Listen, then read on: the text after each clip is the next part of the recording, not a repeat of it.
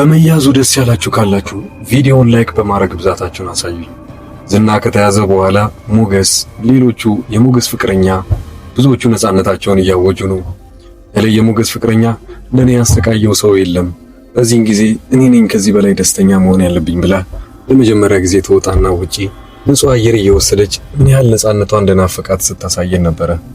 ሞገስና ዳጣ አንድ ላይ ሆነው ዝና ወደ ታገተበት ወይንም ወደ ታሰረበት ቦታ ሄደው ማየት እንደሚፈልጉ ተናግረዋል። ወደዛ እየገሰገሱ ነው። ዋነኛ ዓላማው ግን ዝና የተያዘበት ምክንያት ሌሎቹን እያሰቃየ ሳይሆን መድብል መጀመሪያውኑ የገዛ ወንድሙ የት እንዳለ ያውቃል ብሎ ስለያዘው ነው እንጂ ወንድሙ የት እንዳለ እስካላወቀ ድረስ ዝናን ምንም አይነት ነገር እሱ ላይ አያደርሱበትም።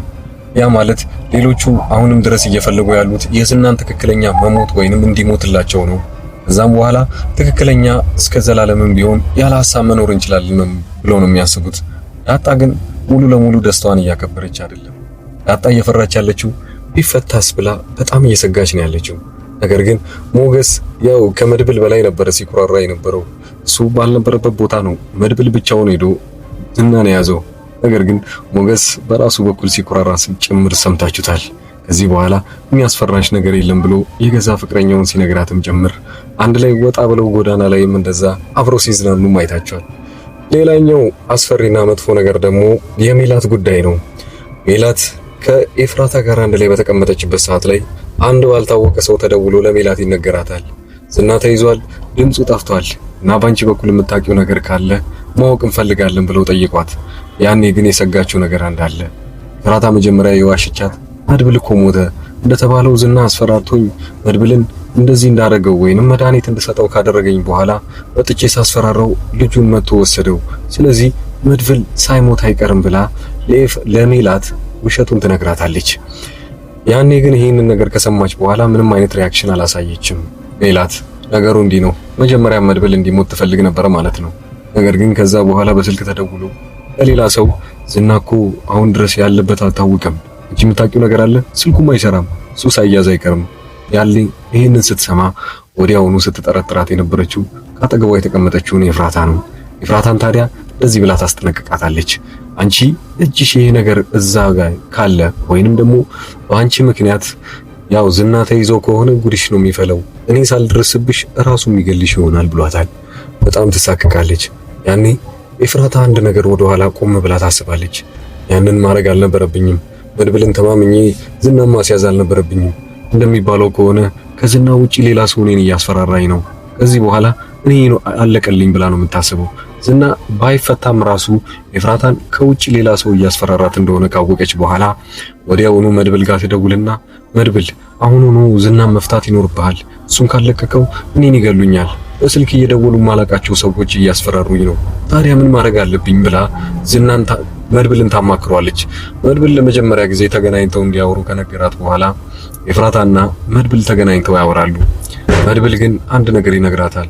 እቺ እንደምታስቢው ካንቺ ጋር ወደፊት ምንም ነገር አይኖረኝም፣ ታዲያ መጀመሪያ አስቤሽ የነበረው ንጹህ ሰው ነሽ ወይንም እኔን የምትከጂኝ አልመሰለኝምና ነው አንቺ ጋር ልጆች መስርቼ ወይንም ትዳር መስርቼ ለመኖር ያሰብኩት። አሁን ግን ያንን ነገር ትቼዋለሁ፣ አንቺ ጋር መኖር አልፈልግም፣ ስለዚህ የሚያዋጣሽን በጊዜ መፈለግ ይኖርብሻል ይላታል። ኤፍራታ ያኔ ቆመ ብላ ስታስብ ያኔ አንዱን መምረጥ ይኖርባት ነበረ፣ ከዝናና ከመድብል። መድብልን መጀመሪያውኑ ስለምትወደው ስለምታፈቅረውም መድብል ሌላ አንድ ተስፋ የሰጣት ነገር ቢኖር እኔ አንቺ ጋር አብሬ ወደፊት መኖር እፈልጋለሁ ብሎ ከነገራት በኋላ ግን ለመድብል ነበረ ማገዝ የጀመረችው። መድብልን ትተማመንበትና ያው አድርግ ያላትን ነገር እንዳለ ዝና ላይ ታደርግበታለች። አሁን ያ ነገር እንዳለ ፈርሷል። መድብልም እንደማይፈልጋት ተናገረ። ኤፍራታ ያደረገችው ነገር አሁን ላይ ይቆጫታል ማለት ነው። ምክንያቱም መድብልም ጋር እንኳን መሆን አልቻለችም አንድ ላይ። ስለዚህ ምናልባት የምታስፋታበትን መንገድ ካገኘች ልታደርገው ትችላለች። ኤፍራታ ትልቅ ችግር ውስጥ ነው የገባችው በዚህ ምክንያት። መድብል ግን አሁንም ቢሆን ሊያግዛት ይገባል፣ አሊያም ሊያጣት ይችላል እሷንም። መድብል ጋር እና ዝና ደግሞ ትክክለኛ ሲያወሩ ሰምታችኋቸዋል። ዝና ገና ከመጀመሪያው እንደማይናገርና በተስፋ መቁረጥ እንዳለበት ለመድብል ይነግረዋል። መድብል ግን እያሰቃየው እድሜ ልክ አብረን እንቀጥላለን እንጂ እስካልነገርከኝ ድረስ አንተን ቢሆን እምለቅ አይሆንም። እኔ ደግሞ አንዴ ሞትን በቃ መፍራቱን ትቼዋለሁኝ። ከዚህ በኋላ እኔ ጋር ሞት በጣም ቀላል ነገር ነው። ስለዚህ አንተ ምንም ብታመጣ ምንም እኔ የምፈራ ነገር የለም። ሞትን የምፈልገውም ነገር ስለሆነ ብሩክን ብቻ በሰላም እንዲኖርና ከልጁ ጋር ተመልሶ እንዲገናኝ ማድረግ ብቻ ነው የምፈልገው ይለዋል። ዝና በዚህ ሁኔታ ላይ ተስፋ መቁረጥ እንዳለበት በውስጡ እያወቀ ነገር ግን ፍንክች ብሎ አንዳችም ነገር መናገር እንደሌለበት እየተነጋገሩ ነው። ነገር ግን ከዚህ ሲወጣ ሁላችሁንም እንደማጠፋችሁ አትርሳ፣ እኔም እዚሁኑ መግደል ይኖርብሃል፣ አንተ በህይወት ወይንም በሰላም መኖር ከፈለክ እያለው ነበረ። ምን ተሰማችሁ? ምሳሌ ቀን በቀን ስለ አባቷ ስለ ብሩክ እየጠየቀች ነው። እንደተነገራት ከነበረ ብሩክ ውጪ ሄዷልና ተመልሶ የሚመጣ ይሆናል ብለው ከነገሯት ብዙ ጊዜ ሆኗታል። አሁን ላይ ግን እውነቱን ማወቅ ይኖርባታል። ምክንያቱም ምሳሌ እሱ ድምፁን አጥፍቶ እስካሁን ድረስ የትም አይሄድም፣ ያን ሲደውልልኝ ነበር እያለች ብዙውን ጊዜ ለዳጣና ለጓደኛዋ ጭቅጭቋን በጣም አንስተዋለች። በዛ ላይ አንዴ ካነሳችው እንደማትተወውና ምርር ብላ እየጠየቀች እያለቀሰች እንደሆነም ጭምር ያውቃሉ። ስለዚህ መድብል ቶሎ ብሎ ፈጠን ብሎ የዝናን ጉዳይ መቋጨት ይኖርበታል።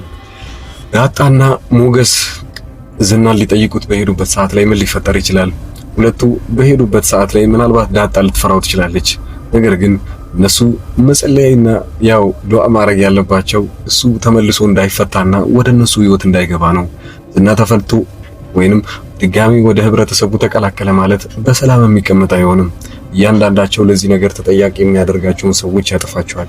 ዋነኛዋ ኤፍራታ እንደሆነች ጭምርም አውቋል።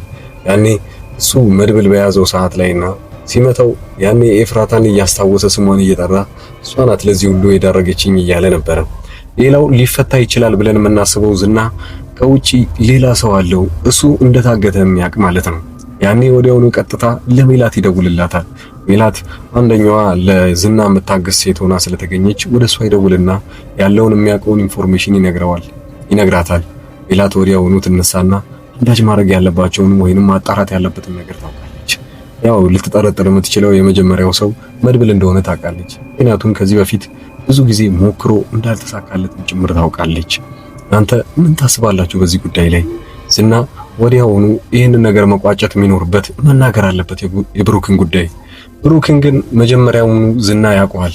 ምክንያቱም መድብል ስለ ብሩክ ሲጠይቀው ወንድምህ ነው ወይ ብሎ ሲጠይቀው አዎ ወንድሜ ነው፣ ወንድሜ እንደሆነ እኮ መጀመሪያውኑ ብታቅ ኖሮ ይህንን ሁሉ አታደርግም ነበር እያለ ሲያስፈራራው ጭምር አይታችኋል። ዝና አሁንም ቢሆን መሰቃየት ያለበት ብላችሁ ታስባላችሁ? እንደዛ አሰቃይተውት ግን መልሱን ካላገኙት ተመልሶ ከዛ እስር ቤት ወይንም ከታገተበት ቦታ ካስመለጡት ለመድብልም ሆነ ለብዙ ጓደኞቹ በጣም ትልቅ አደጋ ነው የሚሆነው።